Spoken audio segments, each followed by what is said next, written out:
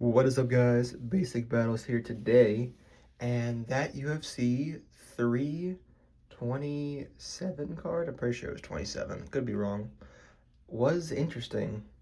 I'm pretty sure it was 27. Yeah, because 27, yeah, I got it right. Yuri Prohaska versus Carlos Holberg, new champion. Carlos Holberg wins with a blown out knee. Crazy, crazy title fight.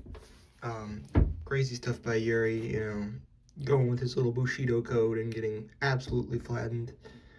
A lot of awkward, weird stuff happened on this card, but ultimately, it was a pretty decent card, wasn't it? We had probably the fight of the year in Josh Hokett and Curtis Blades on it. We had a crazy back and forth finish. Paulo Costa finished undefeated contender. Azamat Murzakanov in the co-main event had a snoozer in Dom Reyes versus Johnny Walker. Who would have expected that? And we had a beautiful swan song.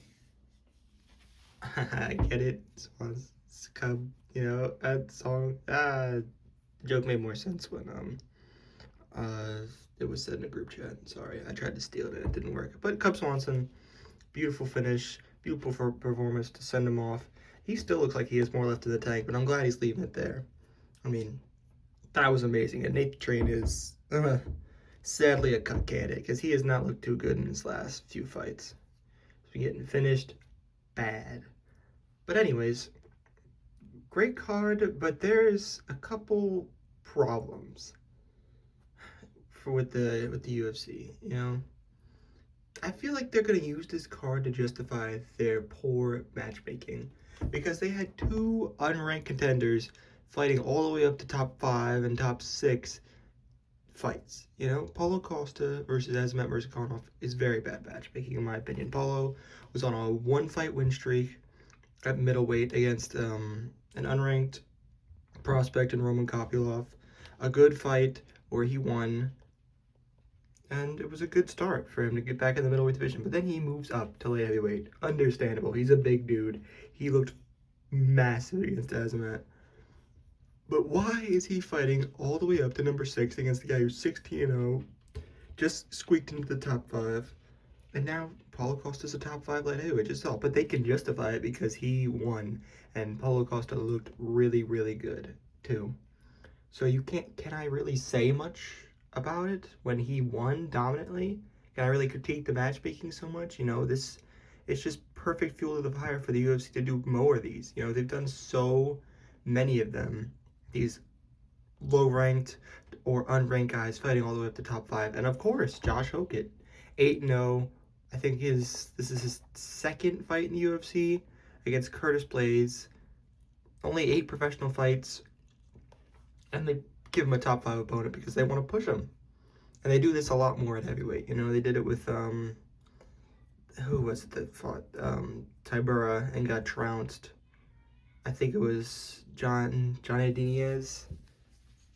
Might have butchered that name, but he got dominated and subbed by Tybura. And then they did it again with Tybura with Ant Delage. I'm so sorry if I'm butchering these names, but Tom Aspinall's partner, who then got worked by Waldo.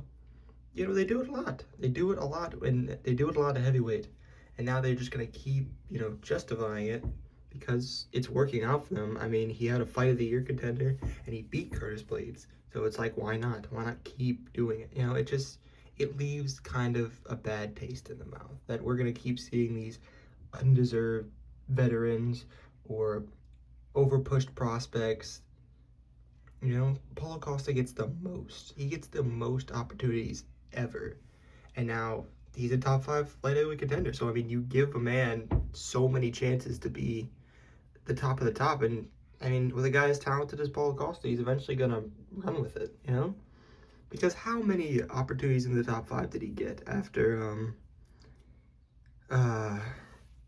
Izzy,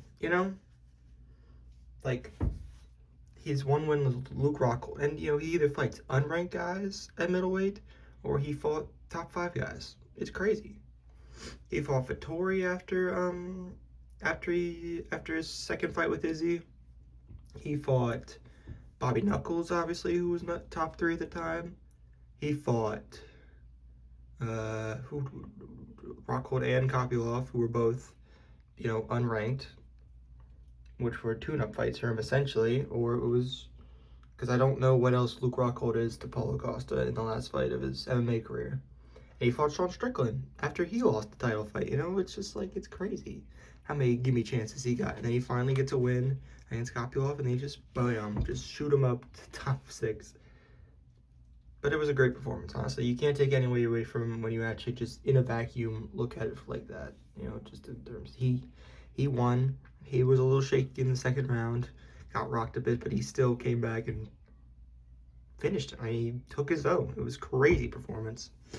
And he's definitely, and now all this yapping, I can talk about the main event, Carl Solberg flatlines Yuri with one leg. Yuri gives him the chance. If he just waits that out, then it's a win for him. It's a TKO on the stool, because obviously they're not going to let him go out there with no knee.